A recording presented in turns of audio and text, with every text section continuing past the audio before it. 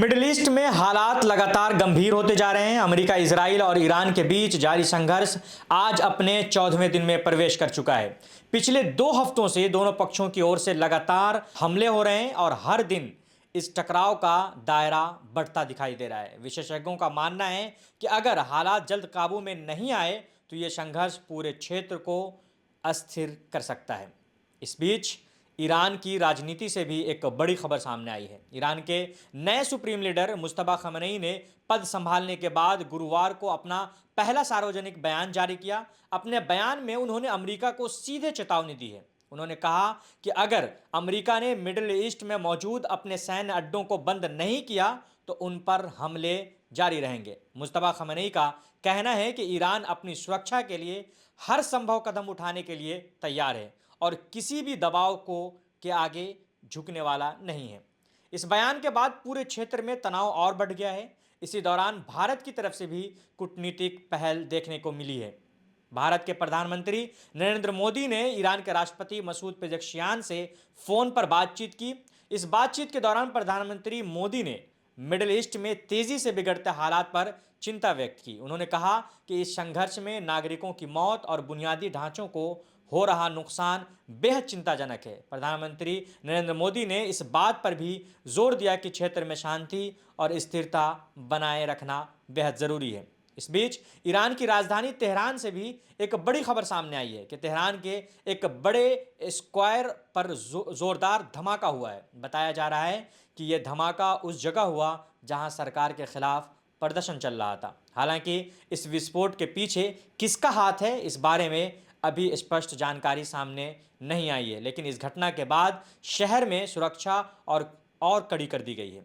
इसी दौरान एक और घटना ने अंतर्राष्ट्रीय स्तर पर ध्यान खींचा है। एक अमेरिकी कार्गो विमान ने आधी रात को इजराइल के तेल अवीव स्थित बेन गुरियन एयरपोर्ट पर इमरजेंसी लैंडिंग की। लैंडिंग से पहले इस विमान ने स्क्वाड 7700 कोड का इस्तेमाल किया था।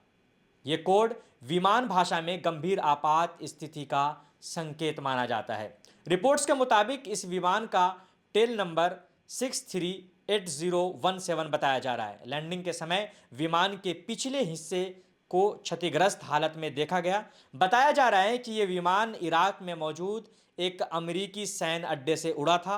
पहले ये भूमध्य सागर की दिशा में गया, लेकिन बाद में अचानक अपना रास्ता बदलकर इजराइल में उतर गया। इस घटना ने भी कई सवाल खड़े कर दिए हैं। दूसरी तरफ इजराइल की सेना ने भी ईरान के खिलाफ अपने हमले तेज कर दिए हैं। इजरायली सेना यानी आईडीएफ ने तेहरान, शिराज और अहवाज शहरों में एक साथ कई हवाई हमले किए हैं। इजरायली एयरफोर्स ने दावा किया है कि इन हमलों में ईरान के सैन्य ठिकानों और बुनियादी ढांचों को निशाना बनाया गया है। इजराइल का कहना है कि उसका लक्ष्य ईरान की सैन्य क्षमताओं को पूरी तरह कमजोर करना है। पिछले 24 घंटों के दौरान इन हमलों के कई दौर चलाए गए हैं। इस बीच कूटनीतिक स्तर पर भी गतिविधियां तेज हो गई हैं। ईरान के विदेश मंत्री अब्बास अराक्ची ने भारत के विदेश मंत्री एस जयशंकर से फोन पर बातचीत की। इस बातचीत में अराक्ची ने बताया कि अमेरिका और इजराइल के हमलों के बाद क्षेत्र में हालात बेहद तनावपूर्ण हो गए हैं। उन्होंने कहा है कि इन हमलों का असर सिर्फ ईरान तक सीमित नहीं रहेगा, बल्कि पूरे क्षेत्र और दुनिया की शांति और स्थिरता पर पड़ सकता है। ईरानी विदेश मंत्री ने यह भी कहा है कि उनकी सरकार जनता और सेना आत्मरक्षा के अपने वैध अधिकार का इस्तेमाल करने के लिए पूरी तरह तैयार हैं। उन्होंने अंतर्राष्ट्रीय और क्षेत्रीय संगठनों से अपील की है कि वे ईरान के खिलाफ हो रहे सैन्य हमलों की कड़ी निंदा करें। अराक्ची ने वैश्विक स्थिरता बनाए रखने के लिए ब्रिक्स जैसे संगठनों के महत्व पर भी जोर दिया है। वहीं भारत के विदेश मंत्री एस जयशंकर ने कहा है कि भारत क्षेत्रीय और अंतर्राष्ट्रीय स्तर पर सहयोग बढ़ाने के लिए तैयार है। इस संघर्ष के बीच चीन की तरफ से भी एक मानवीय पहल सामने आई है। चीन की रेड क्रॉस सोसाइटी ने घोषणा की है कि वो ईरान की रेड क्रेसेंट सोसाइटी को $2 लाख की आर्थिक सहायता देगी। चीनी विदेश मंत्रालय ने कहा है कि ये मदद इंसानियत के आधार पर दी जा रही है। चीन ने यह भी कहा है कि एक मित्र देश होने के नाते वो ईरान की हर संभव मदद के लिए तैयार है। इसी दौरान ईरान के शहर करज से भी धमाकों की खबरें सामने आई हैं। ईरानी सरकारी मीडिया के अनुसार तेहरान के पश्चिम में स्थित इस शहर में कई धमाकों की आवाज़ें सुनी गई हैं। धमाकों के साथ ही आसमान में लड़ाकू विमानों की आवाज़ें भी सुनी गई।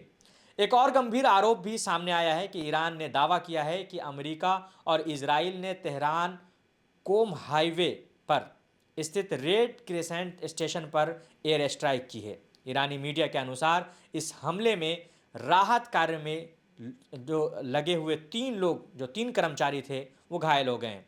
रेड क्रिसेंट ने के एक कर्मचारी ने पुष्टि की है कि हमला सीधे उनके स्टेशन को निशाना बनाकर किया गया था, जिससे वहां काफ़ी नुकसान हुआ। इसी बीच अमेरिका के राष्ट्रपति डोनाल्ड ट्रंप ने भी इस पूरे मामले पर एक बयान दिया है। ट्रंप ने दावा किया है कि अमेरिका ईरान के शासन को सैन्य और आर्थिक रूप से पूरी तरह कमज़ोर कर रहा है। उन्होंने कहा कि अमेरिका की सेना के पास अद्वितीय मारक क्षमता, असीमित गोला बारूद और पर्याप्त समय है। ट्रंप ने यह भी कहा है कि ईरान की नौसेना और वायुसेना को भारी नुकसान पहुंचा है और उसकी सैन्य क्षमताओं को लगातार कमज़ोर किया जा रहा है। हालांकि ट्रंप के इन बयानों को लेकर भी अंतर्राष्ट्रीय स्तर पर काफ़ी चर्चा हो रही है।